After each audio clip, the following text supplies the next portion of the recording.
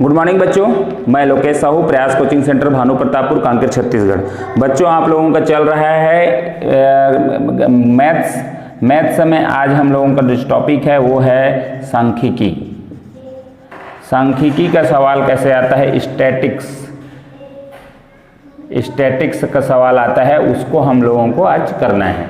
चलिए देखते हैं पहला क्वेश्चन। चलिए पहला नंबर क्वेश्चन है समांतर माध्य ज्ञात कीजिए। हमको याद रखना है समांतर माध्य मतलब होता है औसत को भी बोल सकते हैं, औसत निकालना है एक तरीका से, है ना। तो ये माध्य निकालना मतलब बीच का निकालना। तो इसका फार्मूला होता है पदों का योग बटा में है कुल पद।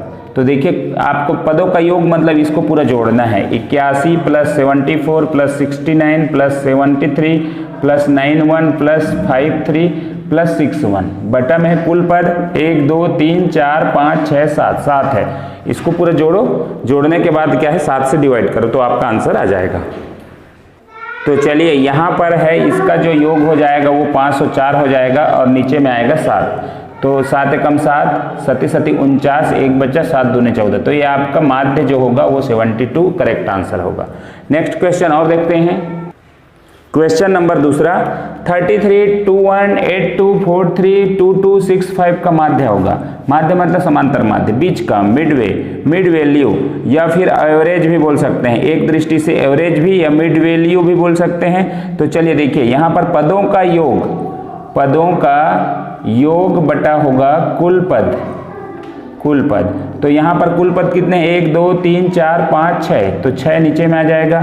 योग होगा, इसका योग करते हैं तो ये हो जाएगा 5 2 7 7 3 10 10 2 12 12 1 13 13 और 3 16 का 6 हासिल का 1 6 2 8 8 4 12 12 और 8 20 20 2 22 22 और 3 25 और 1 26। तो ये हो जाएगा 266। ठीक है 266। अब इसको अपने को 6 से डिवाइड करना। 6 एकम 6, 6 चौक 24, 2 बचा 6 चौक 24। अब दशमलव लगाओ, 2 बचा है यहाँ पर 6 त्रिक 18। तो ये हो जाएगा 44.33। इसका क्या हो जाएगा माध्य हो जाएगा। ठीक है, ठीक। Next question. चलिए यहाँ क्वेश्चन पूछा है 20 से 30 तक। तीसरा नंबर क्वेश्चन है 20 से, तो 20 से लिखा है मतलब 20 को भी लेना है, 30 तक बोला है तो 30 को भी लेना है। तो 20 से 30 तक के सम संख्या का माध्य क्या होगा। तो यहाँ 20 से जो भी 20 से आगे सम संख्या जैसे 22 है, फिर 24 है, फिर 26 है, फिर 28 है, फिर 30, इनका माध्य क्या होगा ये पूछा है। तो ये पदों का योग हो जाएगा बटा में कुल पद 1 2 3 4 5 6 होगा।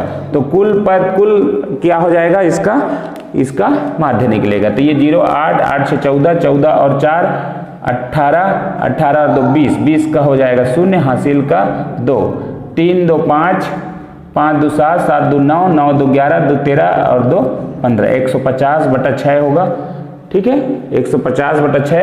अब इसको हम लोग काटेंगे 6 से, 6 दूने 12 3 बटा 6 5 30। तो आपका आंसर करेक्ट होगा 25 आपका इसका माध्य होगा। एक क्वेश्चन और देखते हैं। चलिए क्वेश्चन नंबर 4 51 से 71 के बीच सम संख्या का माध्य क्या होगा। तो 51 से 71 मतलब 52 हो जाएगा, 52 54 56 फिर 58 60 62 64 66 और हो गया 68 और 70 तक आएगा, है ना। इनका क्या है माध्य क्या होगा। तो पदों का योग ये हो जाएगा, पूरा पदों का योग करेंगे आपका फार्मूला में और आपका क्या हो जाएगा कुल पद कितने हो जाएंगे, कितने हैं 1 2 3 4 5 6 7 8 9 10 है तो 10 हो जाएगा। ठीक है टोटल योग कितना आया 60।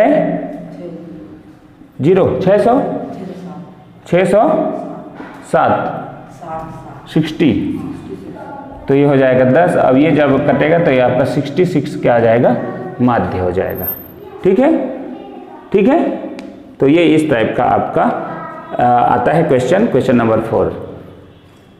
ठीक है यहाँ पर थोड़ा सा मिस्टेक हुआ है, ये योग जो है 610 आएगा और ये हो जाएगा टोटल 10। तो ये आपका आंसर जो आएगा वो होगा 61 करेक्ट आंसर होगा। ठीक है चलिए क्वेश्चन है 5 नंबर 4 5 10 6 7 14 9 15 का मध्यिका। तो मध्यिका क्या होता है इसको हम लोग पहले समझ लें। मध्यिका निकालने के लिए यदि योग जो है ना, यदि पदों का योग पदों का योग यदि सम है, विषम और सम होगा, है ना। पदों का योग, पदों का पद मतलब बोल रहे हैं ना, मतलब पद मतलब 1 2 3 4 5 6 7 8, मतलब पद की बात कर रहा हूं। अगर पद जो है, पद की संख्या जो है सम और विषम है, तो सम के लिए क्या होगा, n+1/2 और क्या होगा n+2, n/2वां पद है ना, n/2वां पद प्लस n+1/2वां पद, है ना। इस दोनों को करेंगे तो ये निकलेगा सम है तो, और विषम है तो क्या करेंगे, n+1/2वां पद। ठीक है, मतलब कैसे निकलेगा ये देखिए। तो n/2 तो 8 पद है ये, तो सबसे पहले इसको हम लोग बढ़ते क्रम में रखना है, बढ़ते क्रम में रखना, बढ़ते क्रम में रखना। इसका काम क्या है, सबसे पहले बढ़ते क्रम। तो सबसे छोटा कौन है, 4, फिर 5, फिर 6, फिर 7, फिर 9, फिर 10, फिर हो जाएगा 14, फिर हो जाएगा 15। 1 2 3 4 5 6 7 8 पद हो गए। अब यहाँ पर क्या बोल रहा है, सम है, क्योंकि 8 n बराबर क्या निकला, n निकला, तो n/2, तो 8/2 है ना, n/2 मतलब 8/2 पद प्लस n+1 मतलब 8 प्लस 1/2वां पद। ठीक है, अच्छा इसमें ये इस टाइप का होगा, आपका जो फार्मूला है वो थोड़ा सा ये इस टाइप का होगा, एक बार नहीं होगा, n/2 +1 होगा, है ना, ऐसे। तो ये हो गया आपका 8/2 + 1, तो ये 8/2 मतलब 4 चौथा पद, चौथा प्लस 8/2 4 और 1 5 मतलब 5वां पद। तो ये होगा चौथा और प्लस 5वां पद का योग जो होगा वही आपका क्या हो जाएगा, आंसर होगा। तो चौथा पद 1 2 3 4 5, 1 2 3 4 7 प्लस आपका 9 5वां पद होगा। तो ये हो गया, दोनों का योग हो जाएगा 16। तो आपका आंसर क्या हो जाएगा, 16। क्या हो जाएगा, 16 बटा में हो जाएगा हमारा, इन दोनों का बटा मतलब 2, तो ये हो जाएगा 16/2 बराबर हो जाएगा 8वां पद, 8वां पद। तो कहाँ 1 2 3 4 5 6 7 8 है ना, 8वां मतलब 8 आंसर आएगा। इसका क्या आएगा, इनका पद है तो 8 आंसर आएगा। इसमें से पूरा कितना आंसर आएगा, 8 आंसर। एक बार और बता दे रहा हूं कि देखो, सबसे पहले ये क्वेश्चन दिया, तो सबसे पहले बढ़ती क्रम में रखना है। ठीक है, अगर ये पद को देखना है, पद की संख्या कितनी है, तो ये है, मान लीजिए सम है, तो सम का है तो आपका n/2वां पद प्लस n/2 प्लस 1वां पद, मतलब इसका n का मान को यहाँ रखते जाना है। ठीक है, बटा में 2 करेंगे, 8/2 प्लस 8/2 प्लस 1, तो ये हो जाएगा 4 प्लस 5/2, चौथा पद प्लस 5वां पद बटा 2 बराबर हो जाएगा आपका, कितना दिया था चौथा में दिया था 7 प्लस 9/2 बराबर हो जाएगा 16/2, मतलब 8 आंसर होगा, 8 आपका आंसर। एक सवाल और देखते हैं फिर समझ आएगा। चलिए सवाल देखते हैं, 3 5 8 9 4 11 12 10 13 15 का मध्य का क्या होगा। तो सबसे पहले देखते हैं ये पद की संख्या कितनी है, 2 3 4 5 6 7 8 9 10, 10 है, मतलब सम का फार्मूला लगेगा। सम क्या होता है, n/2वां पद प्लस n/2 प्लस 1वां पद।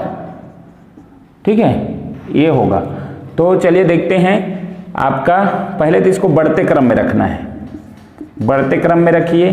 तो 3 होगा, फिर 3, फिर 4, फिर 5, फिर 5 के बाद 8 होगा, 8 के बाद 9, 9 के बाद होगा 10, 10 के बाद 11, फिर 12, फिर 13, फिर दिया 14 तो नहीं दिया है, 15, 1 2 3 4 5 6 7 8 9 10, 10 हो गया। अब इसका क्या बोलते हैं, n/2वां पद, तो क्या है, 10 है। ठीक है, 10 है, n बराबर 10 है, तो यहाँ पर n का मान 10/2वां पद प्लस 10/2 प्लस 1, तो देखिए 2 है तो ये 5वां पद आ जाएगा, 5वां पद। ठीक है, प्लस हो जाएगा 10, ये 5/6 छठवां पद, बटा में 2 होगा ना, याद रखना इसको। तो 5वां पद यहाँ से गिने 1 2 3 4 5, तो ये हो जाएगा 9 प्लस छठवां पद 10, तो ये 10 बटा में हो जाएगा 2, तो ये हो जाएगा 19/2। तो क्या हो जाएगा 2 निया 18 और 1 बचा 2 पंचे 10, तो 9.5 इसका करेक्ट आंसर होगा, 9.5। ठीक है, तो इस तरीके से निकालते हैं। अब विषम का देख लेते हैं क्वेश्चन। चलिए देखते हैं 7वां नंबर क्वेश्चन। एक कक्षा में 11 छात्रों की तौल किलोग्राम में निम्न प्रकार है। 11 छात्र है मतलब विषम है, n बराबर 11 है तो विषम है, और n+1/2 ये फार्मूला लगेगा। तो सबसे पहले इसको अरेंज करते हैं छोटा से बड़ा। तो सबसे छोटा कौन सा है, तो ये है आपका 25, 26, 27, फिर है 28, फिर है 29, फिर है 30, फिर है 31, फिर 32, फिर 33 नहीं दिया है, 34, 35। कितना हो जाएगा 1 2 3 4 5 6 7 8 9 10, एक तो कहीं छूट गया, क्या छूटा है 25, 27, 29 भी है, 8 हो गया, 30, 31, 32 भी है, 34, 35, क्या छूट गया जी 25, 1 2 3 4 5 6 7 8 9 10 11 है यहाँ पर, हाँ अच्छा 41 ये छूटा है ना, तो ये हो गया 41, तो ये हो जाएगा टोटल। अब देखते हैं, ये तो बढ़ते क्रम में हमने रख लिया, सबसे पहले काम बढ़ते क्रम में रखना, तो ये बढ़ते क्रम में हो गया। अब देखिए ये विषम है, 11 पद है मतलब विषम है, तो ये फार्मूला लगे n+1/2। तो n+n मतलब 11 होता है, 11 + 1/2 मतलब ये जाएगा 12/2 बराबर हो जाएगा ये 6वां पद। तो 6वां पद ही आपका आंसर होगा। 1 2 3 4 5 6, ये 30 आपका आंसर करेक्ट होगा। ठीक है, बहुत बढ़िया। नेक्स्ट क्वेश्चन चलिए देखते हैं। अब कक्षा 8वीं के छात्रों ने विज्ञान विषय में निम्न अनुसार अंक पाए।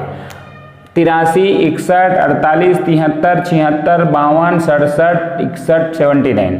ठीक है, उपरोक्त आंकड़ों की मध्यिका ज्ञात कीजिए। तो सबसे पहले हम इसको बढ़ते क्रम में रखेंगे, बढ़ते क्रम में रखते हैं। तो सबसे पहले क्या आएगा 48, 48 के बाद 52, फिर बताते जाइए 52 के बाद 61, 61 दो बार है, 67, फिर 73, 76, 79, 83 है ना, इतना है अंक। तो अब इसके बाद हमारा काम क्या है, हम पद को देखेंगे कितने हैं, कि सम है कि विषम है। 1 2 3 4 5 6 7 8 9, 9 ही है। तो 9 मतलब हमारा क्या है, n बराबर हो जाएगा 9 मतलब विषम, ये फार्मूला लगेगा। तो n मतलब कितना है 9 है, 9 + 1/2 बराबर हो जाएगा 10/2 बराबर हो जाएगा 5वां पद। इसको काटेंगे तो 5वां पद मतलब 1 2 3 4 5, 5वां पद 67 आपका करेक्ट आंसर होगा, 67। ठीक है, नेक्स्ट सवाल देखते हैं। चलिए देखिए, दिए गए आंकड़ों का बहुलक प्राप्त कीजिए। तो बहुलक क्या होता है, आंकड़ों में जितना भी बारंबारता मतलब जो ज्यादा बार आए है ना, आंकड़ों की बारंबारता बराबर होता है बहुलक, मतलब जो संख्या ज्यादा बार आएगा वही उसका बहुलक है। तो यहाँ संख्या क्या है, 1 है, 3 है, 3 के बाद क्या है, 3 के बाद 5 की है, 5 के बाद 7 है, 7 के बाद 9 है। इसी संख्या की बारंबारता दिया गया है ना। तो इसको पहले देख लो, 1 कितने बार है, तो 1 का निकालो पहले। 1 कितने बार है, तो 1 2 3 4 5 6 बार है, 6 बार है। ठीक है, 3 कितने बार है, तो 3 देखिए 1 के बाद 2, 2 के बाद है 3 4 बार है, 4 बार। 5 को देखिए, अब ये है 1 के बाद 2 के बाद है 3 4 5 6 7 8, तो ये 8 बार है। ठीक है, 7 को देखिए आप, 7 कहाँ है, 1 है, अच्छा ये 1 2 3 4 5 6 बार है, और है कितना है 9 का है, तो ये 1 है, 1 2 के बाद 3 के बाद है 4 5 और ये 6। ठीक है, तो 6 बार ये भी है। तो देखिए सर्वाधिक बार कौन आया है, 5 आया है, तो 5 ही क्या होगा, इसका बहुलक होगा, आंसर हो जाएगा 5। ठीक है, तो जिसकी जो ज़्यादा बार आएगा ना वही उसकी क्या कहलाता है, बहुलक कहलाता है। नेक्स्ट क्वेश्चन, चलिए 10 नंबर क्वेश्चन और लास्ट क्वेश्चन। निम्न बंटन का बहुलक ज्ञात कीजिए। बहुलक मतलब होता है जो संख्या का बारंबारता हो, बारंबारता ज्यादा बार जो आए वो बार आपका क्या है, बहुलक होगा। तो यहाँ संख्या स्टार्ट हुआ है 2 से, 2, 3, 4, 5 और है नहीं है, तो इसी संख्या से ही हमको क्या बनाना है, गिनती करना है। तो 2 कितने बार आया है, तो 1 बार, 2 बार, ठीक है, 2 ही बार है। 3 को देखिए 1 बार, 2 बार, 3 बार, 4 बार, 5 बार, तो ये 3 जो है 5 बार आया है। अब 4 को देखिए तो 4 जो है 1 बार, 2 बार, 5 को देखिए 1, 2, 3 बार, तो सबसे ज्यादा सर्वाधिक बार कौन आया है, 3। 3 आपका आंसर होगा, 3 करेक्ट आंसर, ठीक है।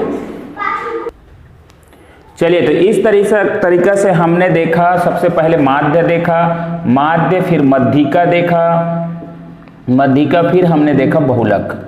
तो ये जो 3 चीज़ों से स्टैटिक्स जो है बना है, बहुलक का जो हमारा सवाल है स्टैटिक्स सांख्यिकी, वो तीनों का ही बनता है ना। तो माध्य मतलब हमने निकाला बीच का, मिड वैल्यू बीच का, और मध्यिका मतलब हमने क्या किया, मध्यिका में हमने फार्मूला से निकाला मध्यिका, है ना। एक अगर सम है तो सम के लिए n प्लस ये n/2 प्लस n/2 प्लस 1वां पद वाला निकाला, और दूसरा निकाला हमने क्या है, सम, अच्छा विषम है, विषम है तो हमने निकाला n प्लस 1/2, ये फार्मूला से हमने मध्यिका निकाला। उसके बाद बहुलक के लिए क्या किया, बारंबारता, तो ये बारंबारता इस विधि से, जो ज़्यादा बार आया है वही उसका बहुलक होगा। तो इस तरीका से हमने इस पार्ट में एक बेसिक क्वेश्चन किए। अब हम लोग प्रैक्टिस करेंगे कि इसमें सांख्यिकी में और किस तरीके से क्वेश्चन आता है। तो चलिए वीडियो को यहीं पर समाप्त करते हैं। वीडियो को अंत तक देखने के लिए धन्यवाद। अच्छा लगे लाइक, शेयर, कमेंट, सब्सक्राइब जरूर करिए। धन्यवाद।